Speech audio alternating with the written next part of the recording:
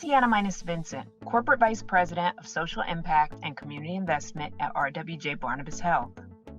Our program, Health Beyond the Hospital, is the first end-to-end, universally applied, culturally tailored, and fully integrated social determinants of health program in the country, and is funded by the Walmart Foundation and the Robert Wood Johnson Foundation. This is a huge undertaking with many stakeholders. I am here with two of them. I'm Dr. Stacy Lindau, co-founder and CIO of NowPow, a personalized community referral platform for every need and every person. I'm Abner Mason, founder and CEO of Consejo Sano, a patient experience and engagement solution that specializes in engaging disengaged patients. So how does this program work? Let's take you through the journey of three individuals whose lives were adversely affected by social determinants of health, and how the Health Beyond the Hospital program has improved patient outcomes. Let's take Marcus. Marcus is almost 50 years old. He's done well for himself and his daughter, Savannah. He's a union bus driver and a single dad. This is Greta. She's originally from Germany. Greta moved to the United States when she was in her 20s. Although she has been here for 40 years, English is still a struggle. She has cancer, but it's currently in remission. Finally, Dee. Dee is a busy healthcare nonprofit executive who just completed her master's degree. Better still, she and her husband just found out that they are pregnant with their first baby. First, let's talk about how things got difficult and really bad for Greta. For her, not only did she sometimes have trouble communicating in English, Social Security was her only income. It was less than $6,000 a year and had to cover all of her expenses. She had fallen behind quickly and didn't see any relief in sight. Luckily, Greta had received her cancer care at RWJ Barnabas and was already in the system when she got a call from someone named Eva who wanted to talk. RWJ Barnabas's relationship with government partners made it easy for Eva to get Greta enrolled in SNAP for food support and heat assistance, which eased her budget. She was also referred to a local community center for free group exercise classes, where she found an antidote to the loneliness she'd been experiencing since cancer treatment. She also signed up to have a community health worker visit her once a month to help with other issues.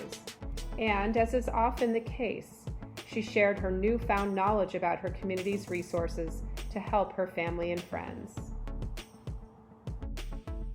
Dee loved her job. She was passionate about using data to develop programs to make mothers and babies healthier. She didn't mind the long hours or the challenging tasks. In fact, she grew up knowing that she had to prepare more and study longer if she wanted to be successful. That's just the way things are. She did mind the subtle undertones and covert or sometimes overt actions that came with the job. Dee knew something wasn't right. She'd been cramping and spotting all day, and she called her doctor, who told her this sometimes happened to women who were pregnant for the first time, and she shouldn't worry unless it continued to happen. Dee's first baby joined the disproportionate number of Black infants that die every year, despite a mother's income, education, or health. That is now being attributed to the body's reaction to constant stress. Luckily, Dee found her way to RWJ Barnabas Health. In addition to her medical history, Dee's new OBGYN sent questions to her cell phone about her nutrition, housing, substance use, and daily activities when she made an appointment. Dee knew she needed to find ways to make self-care a habit and find ways to deal with stress at work, and her new doctor had the right information to offer the right support. It's been a year since the talk. Dee has monthly calls with her coach to make sure she's taking care of herself. She gets a weekly email with new heart-healthy recipes to try with her husband. She does yoga twice a week, and conversations with a counselor have helped to deal with the stress and microaggressions at work. Marcus was always a big kid, and he became an overweight adult. His chart probably labeled him as morbidly obese.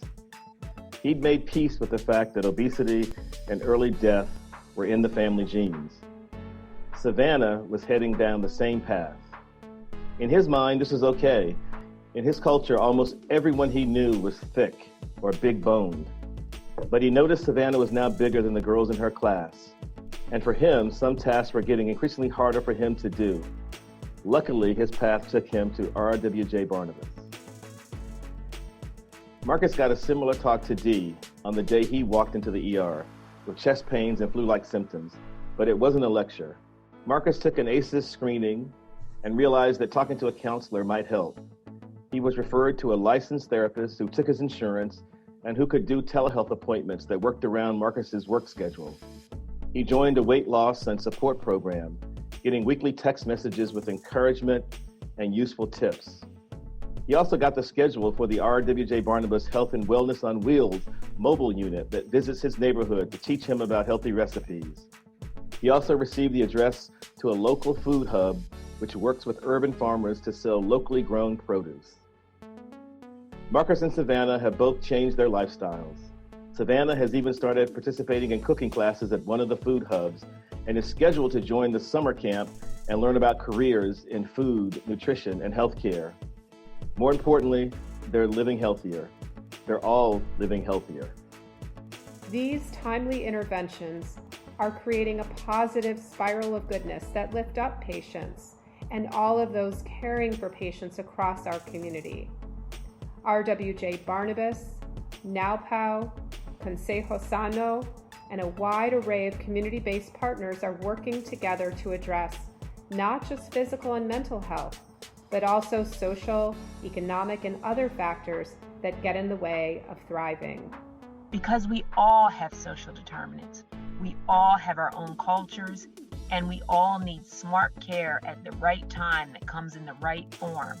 That's true patient-centered support, and we're proud to provide this level of care.